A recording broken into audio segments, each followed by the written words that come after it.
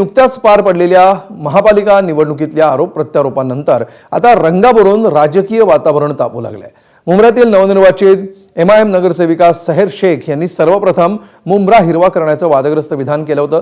त्यानंतर त्यांना माफीही मागावी लागली। पण सहेर शेख यांचं प्रकरण ताजं असतानाच आता एमआयएमचे प्रदेशाध्यक्ष आणि माजी खासदार इम्तियाज जलील यांनी या वादाला नवी फोडणी दिली आहे। जलील यांनी केवळ सहेर शेख यांचं समर्थनच केलं नाही तर संपूर्ण महाराष्ट्रात हिरवा करू असं मोठं विधान करत विरोधकांना चॅलेंज केलंय। तसंच हिरवा रंग हा दहशतवादाचा आहे का असा सवालही त्यांनी उपस्थित केलाय।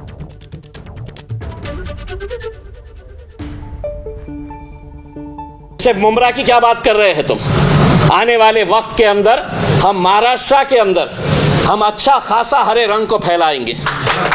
ये देवेंद्र फडणवीस की फोटो है, औरंगाबाद के अंदर हर चौराहे के ऊपर लगाई गई है। क्या लिखा है उसके ऊपर? छत्रपति संभाजीनगर ने भगव्याची शान राखली।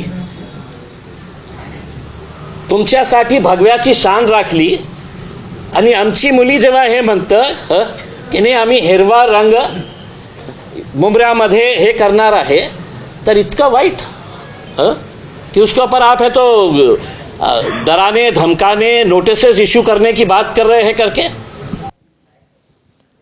तर महाराष्ट्राला हिरवं करू या विधानावरून हिंदुत्ववादी भाजप आमदार नितेश राणेंनी इम्तियाज जलील यांच्यावर जोरदार टीका केली आहे। काही लोक स्वतःचा इतिहास विसरून अशी स्वप्न पाहत असल्याचा टोला त्यांनी लगावलाय। ज्यांनी आमच्या ह्या देश हिंदू भूमीला, हिंदू राष्ट्राला, आमच्या हिंदू महाराष्ट्राला हिरवं करण्याचं स्वप्न बघितलं, त्यांना ह्याच महाराष्ट्रामध्ये आम्ही गाडून दाखवलेलं आहे।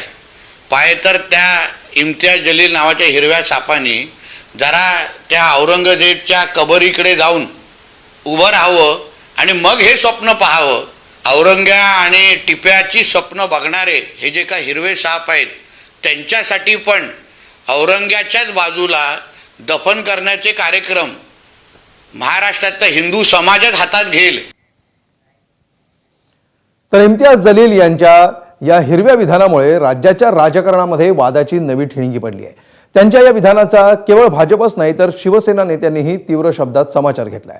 संजय शिरसाटांनी इम्तियाज जलीलांना साप आणि निजामाचे पूर्वज असं म्हटलंय। इम्तियाज जलील हा साप आहे, हे निजामाचे पूर्वज आहे। ते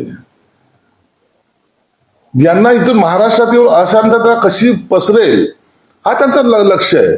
कोणाच्या म्हणण्याने काही गोष्टी हिरवागार होऊन जातील आणि पिवळ्यागार होऊन जातील याला काय अर्थ नाहीये। उलट माझा त्यांचा सल्ला आहे की अशा पद्धतीचे वक्तव्य करून जी देशामध्ये राज्यामध्ये शांतता है ती बिगड़ू नये। उद्धव ठाकरे का पूरा खानदान, पूरा क्लैन कहां चुप गया है? एमआईएम वाले, एक मुसलमान आके कहता है पूरे महाराष्ट्र को हम हरा कर देंगे और बाठा वाले के मुंह में दही जमा हुआ है। दरम्यान वंचितचे नेते प्रकाश आंबेडकर यांनी जलील यांची बाजू धरत भाजपकडे मुद्दा नसल्यामुळे धार्मिक अजेंडा पुढे नेत असल्याचा आरोप केलाय। शेती ही हिरवीच आहे, त्याच्यामुळे असताना औरंगजेब सगळ्या हिरव्या कबरीमध्ये आहे आणि तिथेच असताना प्रत्येक जण आपल्या पूर्वजांना दफन करत असतो। त्याच्यामुळे त्यांनी नवीन काही मांडलेलं नाही, ते हिरव्या कबरीच्या बाजूलाच दफन असतो नातेवाईकांचा। शरद पवार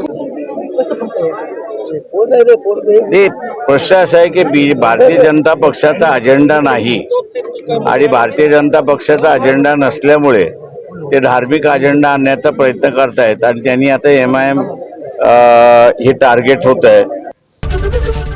एबीपी माझा, उघडा डोळे बघा नीट।